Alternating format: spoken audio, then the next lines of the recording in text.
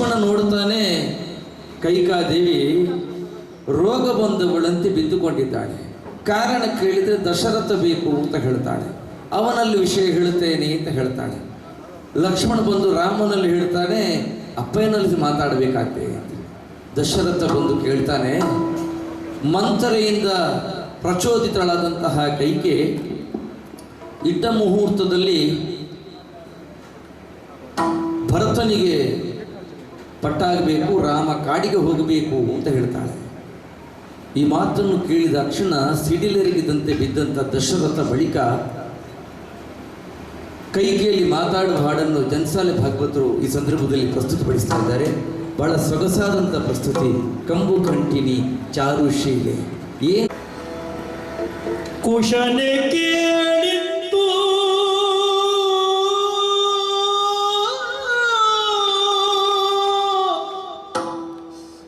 ಮನುಜನು ನೆನೆದುದೊಂದು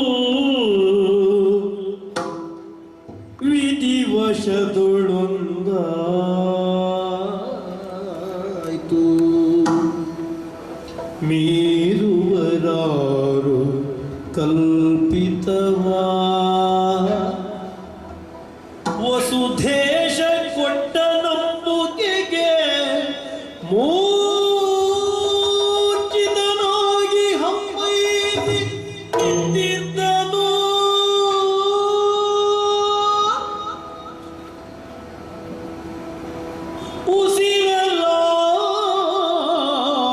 ಉಸಿರಲಾರದೆ ಮೂರು ಗಳಿಗೆ ಪರ್ಯಂತ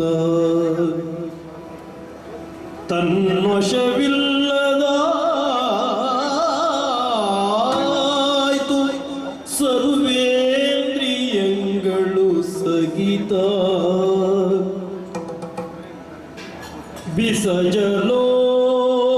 ಬಿಸಜಲೋಚನೆ ಕೈಕೇಯ ನೋಡಿ ಬಿಸಜಲೋಚನೆ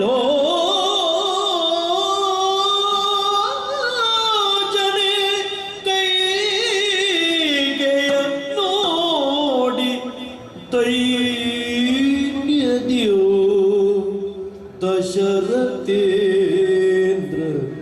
ಪೀಳ್ದ ಕೈಕಾ ಕೈಕಾ ಕೈಕಾ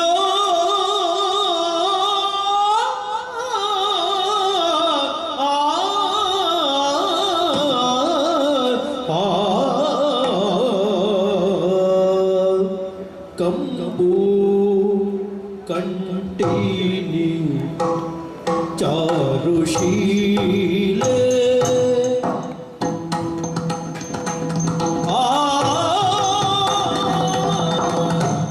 ಕಂಪು ಕಂಠಿನಿ ಚಾರುಶೀಲೆ ಕಮಲಾಮುಖಿ ಕುಂಭಕುಚೆ ಪುತ್ಥಳಿಯ ಬೊಂಬೆ ಪ್ರತಿರೊಂದೆ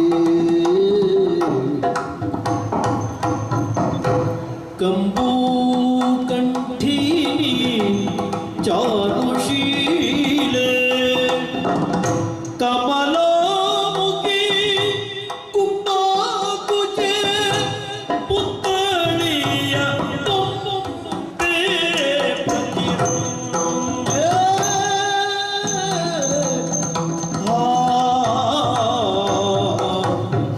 ಮಕ್ಕಳಿಲ್ಲದೆ ಬಹಳ ಕಾಲ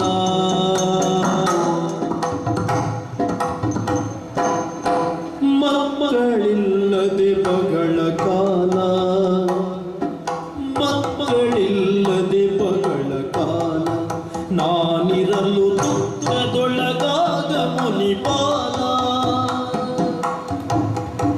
ನಾನಿರಲು ದುಃಖದೊಳಗಾದ ಮುನಿಪಾಲ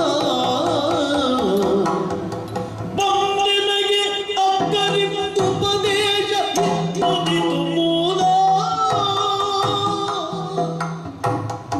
ಬಂದೆನಗೆ ಅಕ್ಕರಿ ಉಪದೇಶ ಇದ್ದುದಿತು ಮೂಲ ಇದ್ದುದಿತು ಮೂಲ